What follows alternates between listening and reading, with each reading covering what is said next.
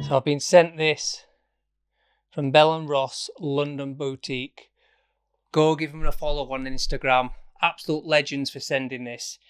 Now, I've experienced the blue one of these in the past and I really enjoyed it, and they've been good enough to loan me it for a short period of time again.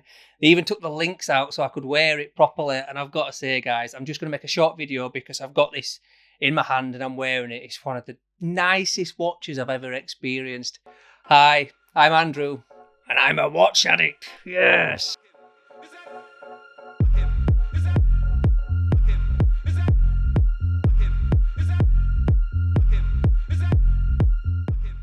Right, guys, take a look at this thing. It is absolutely spectacular. It just glistens in the sun. It looks fantastic in low light situations.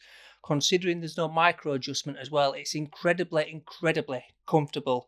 I get a perfect fit. Maybe I'm lucky, I don't know. It's also got a really low profile to the wrist as well. It doesn't stick up much. And it's just something a little bit different. Square watches are definitely not the norm. Bell & Ross are famous for them. And I think this is their best watch by a mile. I absolutely love it. I'm no denying it looks fantastic. I've considered selling my date just twice now when I've experienced this because it is so nice. I will definitely have one of these. I think there's a motorbike starting outside. I wonder if my camera was setting on fire. Jesus. So yeah, I am definitely going to have to get one of these in the collection. It's one of the nicest watches I've ever experienced. It's got a display case back as well. Does that make a difference? I don't think it does really, ultimately. Just adds to that little bit of luxury and the bracelet and the finishing. I think it's a little bit special. I really do enjoy this watch. And for me, personally, again, it's all opinion. You might like Bell & Ross, you might not.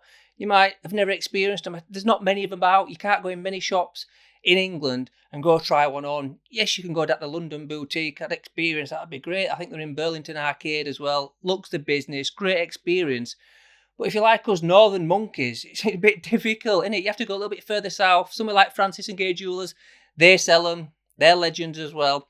So I would encourage, think of the right words, Andrew. I would encourage anybody to go out there and just get hands-on with a Bell & Ross, especially this model. I absolutely love it. I mean, look at it glisten in the light. It's fantastic. It feels elegant, sporty tool. It could be an all-day, everyday watch. It's been really accurate so far. The markers, the biggest thing for me is the reflection of light, and that sounds really poncy, doesn't it, really? That's a thing that you never know. Goes into a shop and goes, I'm looking for something really reflective. What have you got? And the salesman goes, yeah, I've got just the thing.